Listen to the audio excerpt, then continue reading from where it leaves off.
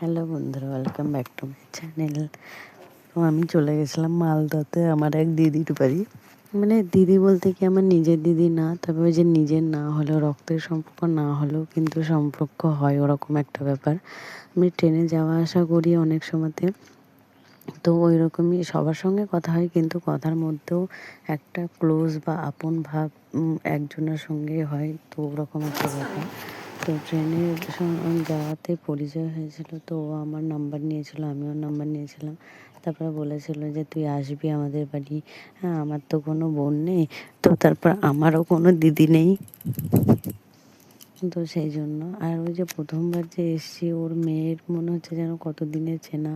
আমার কিট্টুকে নিয়ে একসাথে ঘুমানো, স্নান করা, খাওয়া দাওয়া, টিউশন যাবে সেটাও বললে আমি টিউশনেও নিয়ে যাবো, কিন্তু স্কুলটা নিয়ে যেতে পারে না।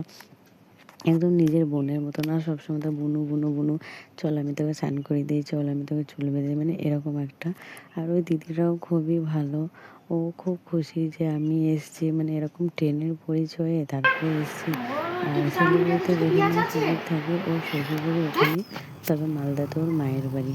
ও শ্বশুরবাড়িতে থাকে না, মাঝে মধ্যে যাওয়া আসা করে, যেহেতু ওর হাজব্যান্ড মালদাতে জব করে।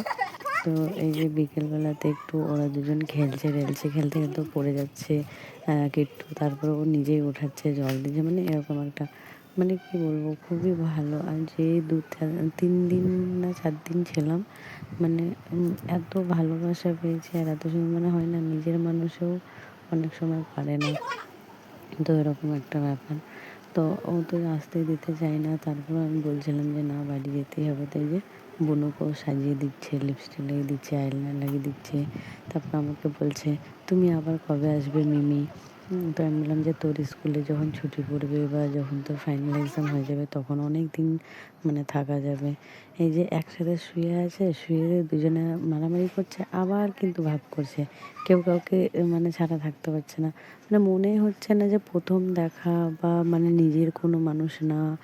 মানে কি বলবো, সত্যি আমারও খুব ভালো লাগলো ওদের বাড়ি এসে। তো বেশ 2-1 জায়গাতে ঘুরতে টুরতেও নিয়ে গেছে, সামনে ওদের মন্দির ছিল। তো আবার যে কবে আসবে, এখন যেহেতু আমার শ্রেয়সীর অত স্কুল টিউশন নেই, সেই জন্য দিদি দিচ্ছে না।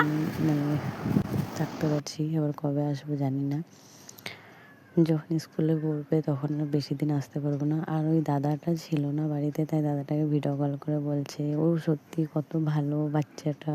তারপর ওর মা, মানে আমার খুব ভালো লাগলো আর কি, যে আমাকে এতটা ভালোবাসলো বা আমার বাচ্চাকেও এতটা ভালোবাসলো সবাই। তারপর আমার মেয়ে যা যা চাইছে সেটাই আর কি করে দিচ্ছে। আমি বলেছি তোমরাও যেও আমাদের বাড়িতে, তো ওরা প্রায় আসে। তবে হোটেলে থাকে, ওই আমাদের রায়গঞ্জে ওরা হোটেল নেই, দিয়ে থাকে। তারপর হলো গিয়ে এমনি দেখাশোনা করে, আমাদের সঙ্গে আসে আমাদের বাড়িতে। আবার দেখি কবে টাইম পাবো তখন আবার আসবো। নিজের হাতে খাইয়ে দেওয়া, তারপর একই থালার মধ্যে খাচ্ছে, যে না মানে নিজের মানুষ না বা চেনা জানা না বা এঁঠো কাঠা এরকম কোনো ব্যাপারই না।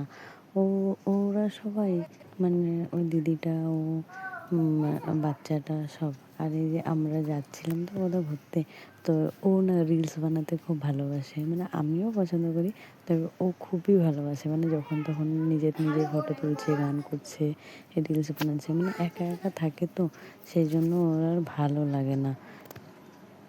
তার জন্য মানে চাইছে যে কেউ যদি এসে থাকে বা কিছু। ও আর ওর বাচ্চাই থাকে, আর ওর দাদাটা তো সবসময় তো অফিসেই থাকে, মাসে 2 মাসে একবার আসে।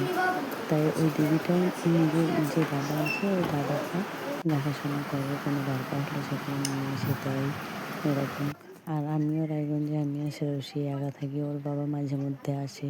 তো ওর জীবনটাও সেম আমার মতন হচ্ছে। আর ওর ঠাকুর ঘরটা না দেখো কত সুন্দর, আমার ওর ঠাকুর ঘরটা খুবই পছন্দ, মানে এত সুন্দর গুছিয়ে রেখেছে। আর ঠাকুর মানে কত রকমের ঠাকুর আছে,